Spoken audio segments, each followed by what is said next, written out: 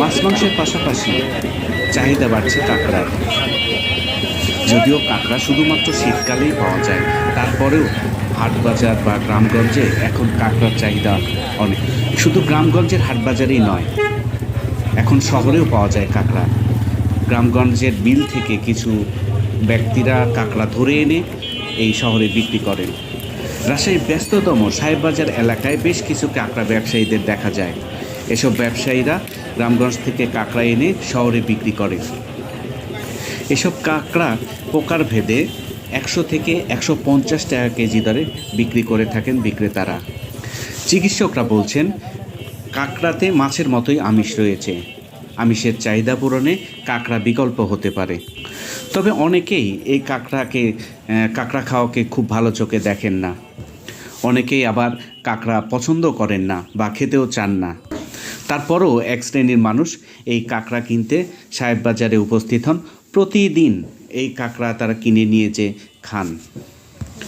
গ্রামগঞ্জে এই কাঁকড়া খাওয়ার প্রচলনটা খুব কম থাকলেও শহরে এখন অনেকটাই জনপ্রিয় হয়ে উঠেছে। কাঁকড়া খাওয়ার প্রচলন শুধু গ্রামগঞ্জেই নয়, এখন শহরেও কাঁকড়া জনপ্রিয় হয়ে উঠছে।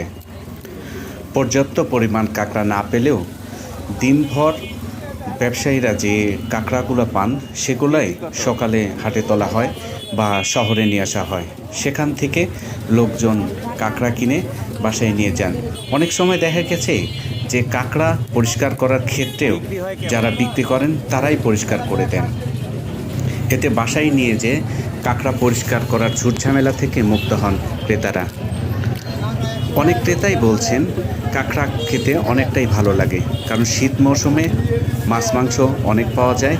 বিশেষ করে মাছের চাহিদাটা একটু বেশি থাকে, তারপরেও কাঁকড়ার চাহিদাও কম নয়।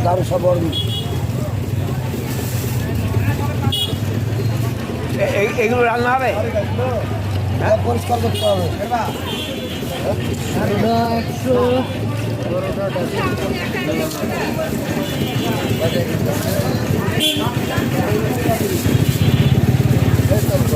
বহরমপুরে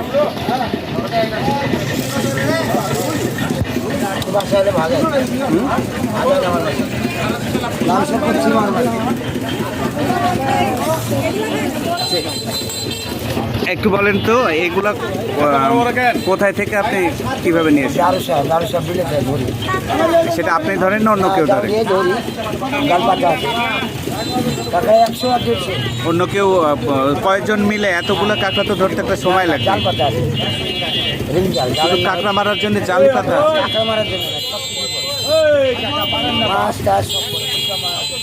আচ্ছা, মাছও নিয়ে আসেন, কাঁকড়াও নিয়ে আসেন, দুটাই হয়?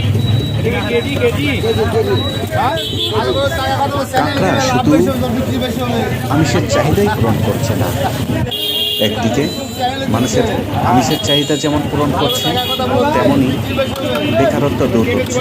গ্রামগঞ্জের কিছু মানুষ এই কাঁকড়া ধরে বিক্রি করে তাদের জীবিকা নির্বাহ করছে। এতে কিছুটা হলেও এসব মানুষের সংসারের সচ্ছলতা ফিরছে। তবে ক্রেতারা বলছে, কাঁকড়া বাণিজ্যিকভাবে চাষ করলে কিছুটা হলেও বেকার সমস্যার সমাধান